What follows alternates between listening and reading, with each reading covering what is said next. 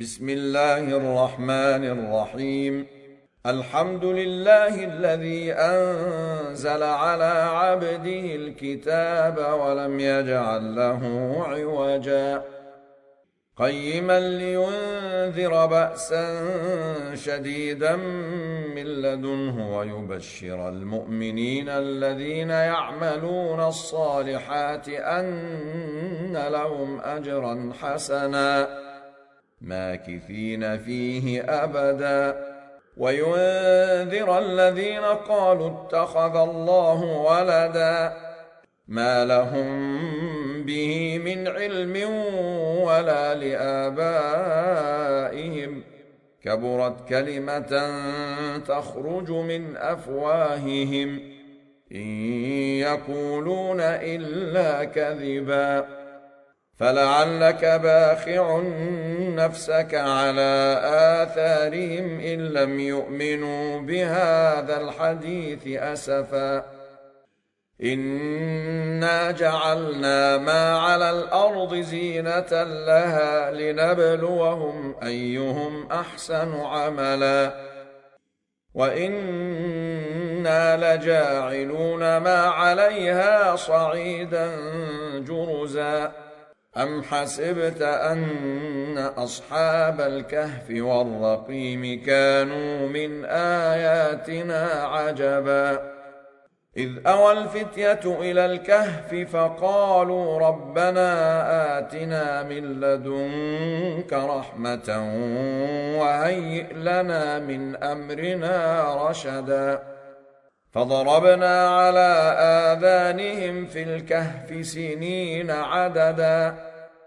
ثم بعثناهم لنعلم أي الحزبين أحصى لما لبثوا أمدا نحن نقص عليك نبأهم بالحق إنهم فتية آمنوا بربهم وزدناهم هدى وربطنا على قلوبهم إذ قاموا فقالوا ربنا رب السماوات والأرض لن ندعو من دونه إلها لقد قلنا إذا شططا هؤلاء قومنا اتخذوا من دونه آلهة لولا يأتون عليهم بسلطان بين فمن أظلم ممن افترى على الله كذبا وإذ اعتزلتموهم وما يعبدون إلا الله فأووا إلى الكهف ينشر لكم ربكم من رحمته ويهيئ لكم من أمركم مرفقا وترى الشمس إذا طلعت تزاور عن كهفهم ذات اليمين وإذا غربت تقرضهم ذات الشمال وهم في فجوة منه ذلك من آيات الله من يهد الله فهو المهتد ومن يضلل فلن تجد له وليا مرشدا وتحسبهم أيقاظا وهم رقود ونقلبهم ذات اليمين وذات الشمال وكلبهم باسط ذراعيه بالوصيد لو اطلعت عليهم لوليت منهم فرارا ولملئت منهم رعبا وكذلك بعثناهم ليتساءلوا بينهم قال قائل منهم كم لبثتم قالوا لبثنا يوما أو بعض يوم قالوا ربكم أعلم بما لبثتم فابعثوا أحدكم بورقكم هذه إلى المدينة فلينظر أيها أزكى طعاما فليأتكم برزق منه وليتلطف ولا يشعرن بكم أحدا إنهم إن يظهروا عليكم يرجموكم أو يعيدوكم في ملتهم ولن تفلحوا إذا أبدا وكذلك أعثرنا عليهم ليعلموا أن وعد الله حق وأن الساعة لا ريب فيها إذ يتنازعون بينهم أمرهم فقالوا ابنوا عليهم بنيانا ربهم أعلم بهم قال الذين غلبوا على أمرهم لنتخذن عليهم مسجدا سيقولون ثلاثة رابعهم كلبهم ويقولون خمسة سادسهم كلبهم رجما بالغيب ويقولون سبعة وثامنهم كلبهم قل ربي أعلم بعدتهم ما يعلمهم إلا قليل فلا تمار فيهم إلا مراء ظاهرا ولا تستفت فيهم منهم أحدا ولا تقولن لشيء إني فاعل ذلك غدا إلا أن يشاء الله واذكر ربك إذا نسيت وقل عسى أن يهديني ربي لأقرب من هذا رشدا ولبثوا في كهفهم 300 سنين وازدادوا 9 قل الله أعلم بما لبثوا له غيب السماوات والأرض أبصر به وأسمع ما لهم من دونه من ولي ولا يشرك في حكمه أحدا واتل ما أوحي إليك من كتاب ربك لا مبدل لكلماته ولن تجد من دونه ملتحدا واصبر نفسك مع الذين يدعون ربهم بالغداة والعشي يريدون وجهه ولا تعد عيناك عنهم تريد زينة الحياة الدنيا ولا تطع من أغفلنا قلبه عن ذكرنا واتبع هواه وكان أمره فرطا وقل الحق من ربكم فمن شاء فليؤمن ومن شاء فليكفر إنا أعتدنا للظالمين نارا أحاط بهم سرادقها وإن يستغيثوا يغاثوا بماء كالمهل يشوي الوجوه بئس الشراب وساءت مرتفقا إن الذين آمنوا وعملوا الصالحات إنا لا نضيع أجر من أحسن عملا أولئك لهم جنات عدن تجري من تحتهم الأنهار يحلون فيها من أساور من ذهب ويلبسون ثيابا خضرا من سندس واستبرق متكئين فيها على الأرائك نعم الثواب وحسنت مرتفقا واضرب لهم مثل الرجلين جعلنا لأحدهما جنتين من أعناب وحففناهما بنخل وجعلنا بينهما زرعا كلتا الجنتين آتت أكلها ولم تظلم منه شيئا وفجرنا خلالهما نهرا وكان له ثمر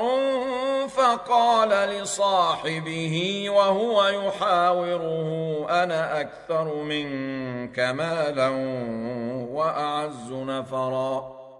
ودخل جنته وهو ظالم لنفسه قال ما أظن أن تبيد هذه أبدا وما أظن الساعة قائمة ولئن رددت إلى ربي لأجدن خيرا منها منقلبا قال له صاحبه وهو يحاوره أكفرت بالذي خلقك من تراب ثم من نطفة ثم سواك رجلا لكن هو الله ربي ولا أشرك بربي أحدا ولولا إذ دخلت جنتك قلت ما شاء الله لا قوة إلا بالله إن ترني أنا أقل منك مالا وولدا فعسى ربي أن يؤتيني خيرا من جنتك ويرسل عليها حسبانا من السماء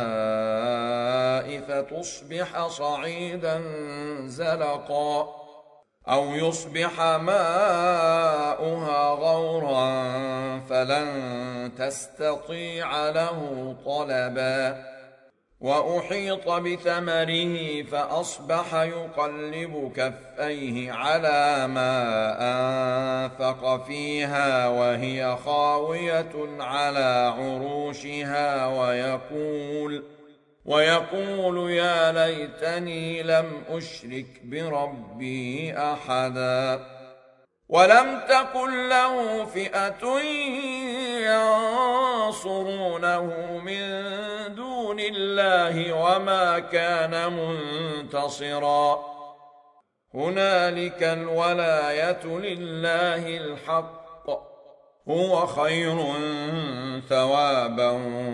وخير عقبا واضرب لهم مثل الحياة الدنيا كماء إن أنزلناه من السماء فاختلط به نبات الأرض فأصبح هشيما تذروه الرياح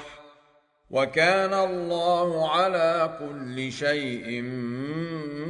مقتدرا المال والبنون زينة الحياة الدنيا والباقيات الصالحات خير عند ربك ثوابا وخير أملا ويوم نسير الجبال وترى الأرض بارزة وحشرناهم فلم نغادر منهم أحدا وعرضوا على ربك صفا لقد جئتمونا كما خلقناكم أول مرة بل زعمتم أن لن نجعل لكم موعدا ووضع الكتاب فترى المجرمين مشفقين مما فيه ويقولون يا ويلتنا ما لهذا الكتاب لا يغادر صغيرة ولا كبيرة إلا أحصاها ووجدوا ما عملوا حاضرا ولا يظلم ربك أحدا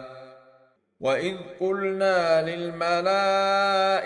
اسجدوا لآدم فسجدوا إلا إبليس كان من الجن ففسق عن أمر ربه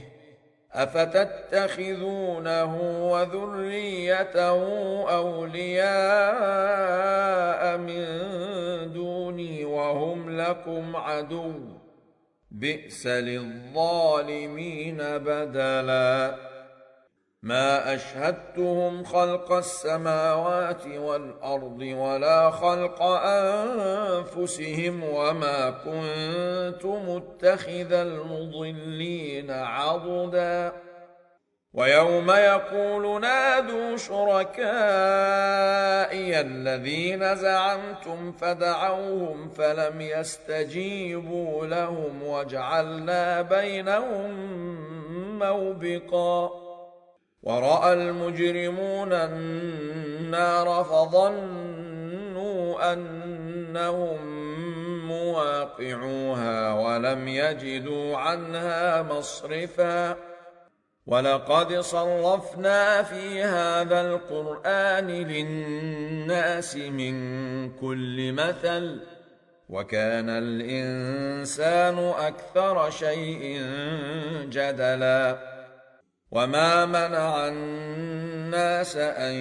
يؤمنوا إذ جاءهم الهدى ويستغفروا ربهم إلا أن تأتيهم سنة الأولين أو يأتيهم العذاب قبلا وما نرسل المرسلين إلا مبشرين ومنذرين ويجادل الذين كفروا بالباطل ليدحضوا به الحق واتخذوا آياتي وما أنذروا هزوا ومن أظلم ممن ذكر بآيات ربه فأعرض عنها ونسي ما قدمت يداه إنا جعلنا على قلوبهم أكنة أن يفقهوه وفي آذانهم وقرا وإن تدعهم إلى الهدى فلن يهتدوا إذا أبدا وربك الغفور ذو الرحمة لو يؤاخذهم بما كسبوا لعجل لهم العذاب بل لهم موعد لن يجدوا من دونه موئلا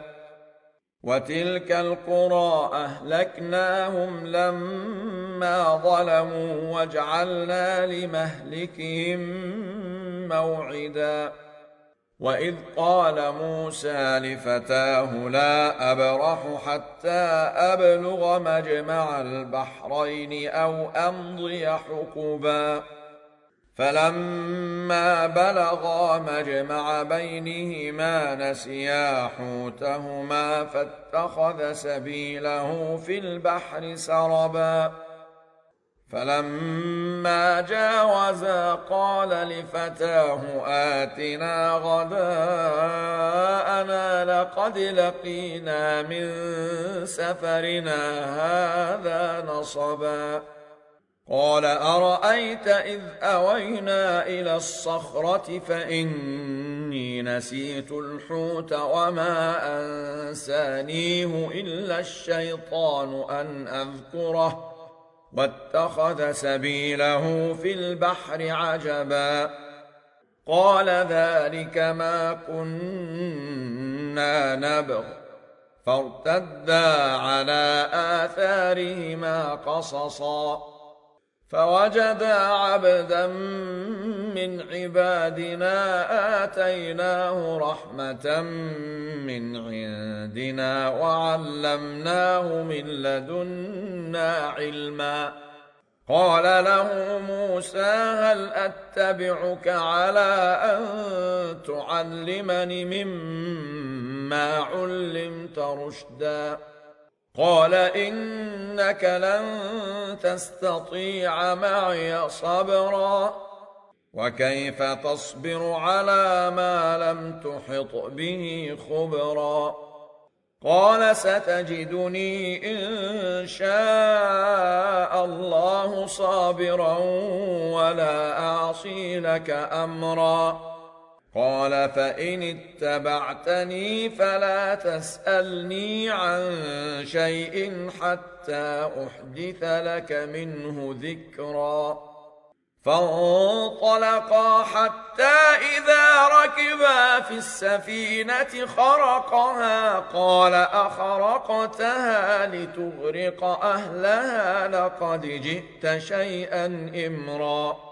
قال ألم أقل إنك لن تستطيع معي صبرا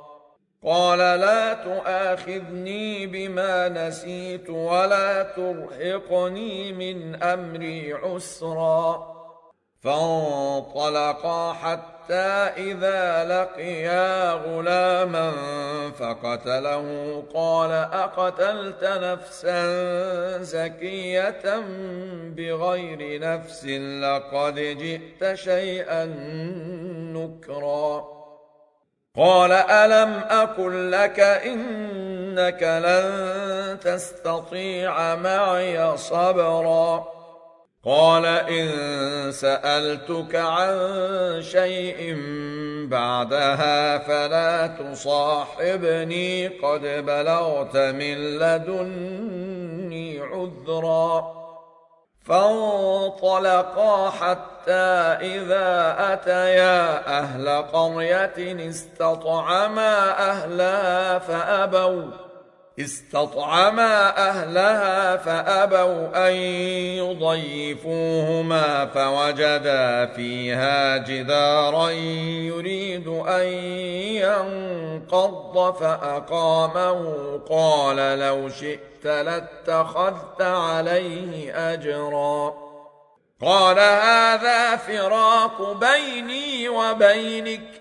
سأنبئك بتأويل ما لم تستطع عليه صبرا أما السفينة فكانت لمساكين يعملون في البحر فأردت أن أعيبها وكان وراءهم ملك يأخذ كل سفينة غصبا وأما الغلام فكان أبواه مؤمنين فخشينا أن يرهقهما طغيانا وكفرا فأردنا أن يبدلهما ربهما خيرا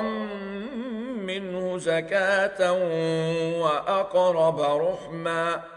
وأما الجدار فكان لغلامين يتيمين في المدينة وكان تحته كنز لهما وكان أبوهما صالحا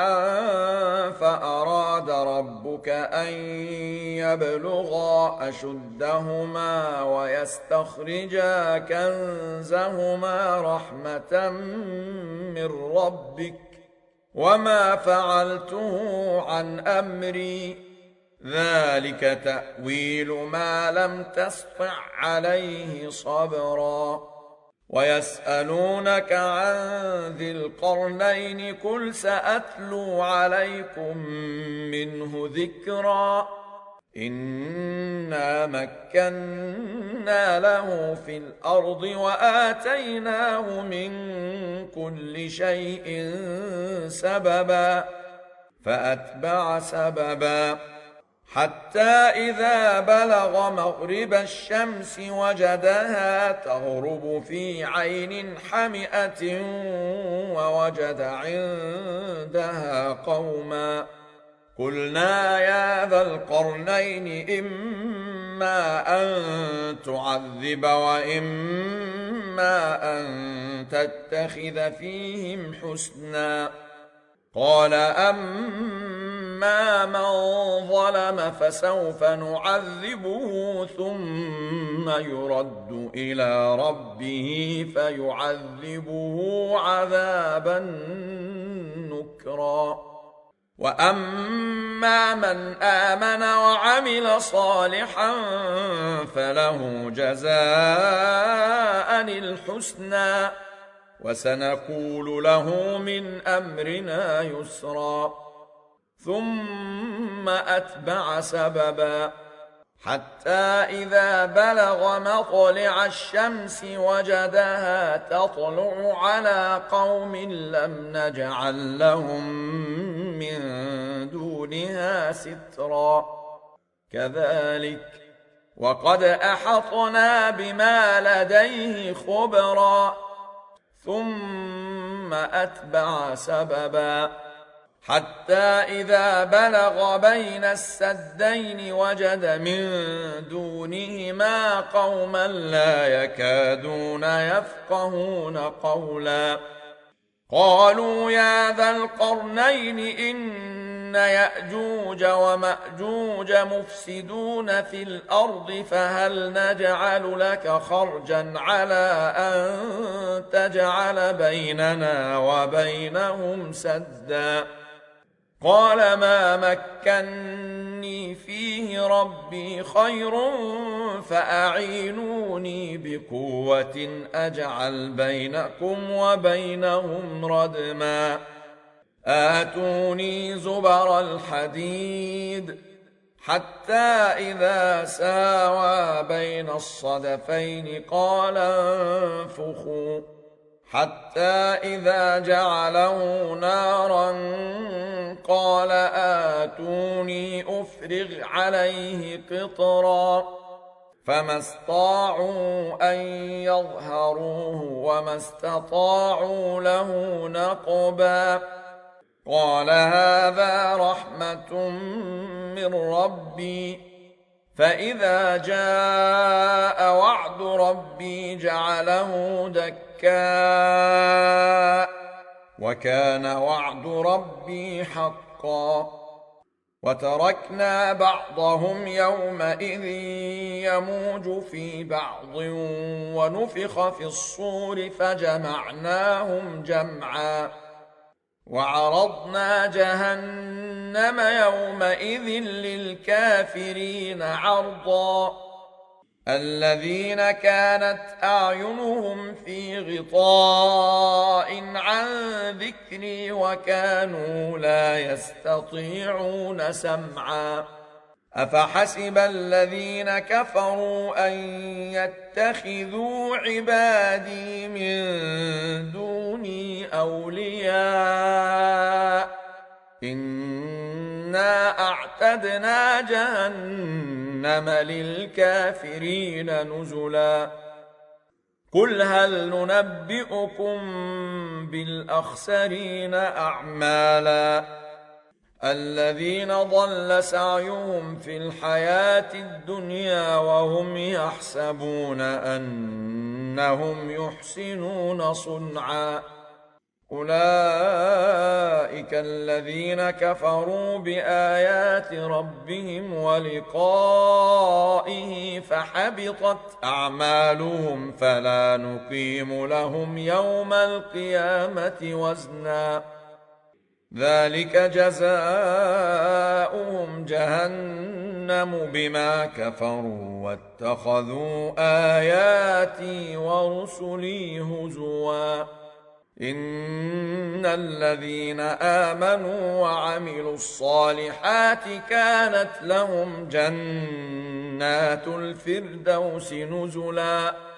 خالدين فيها لا يبغون عنها حولا. قل لو كان البحر مدادا لكلمات ربي لنفد البحر قبل أن تنفد كلمات ربي ولو جئنا بمثله مددا. قل إنما أنا بشر مثلكم يوحى إلي أنما إلهكم إله واحد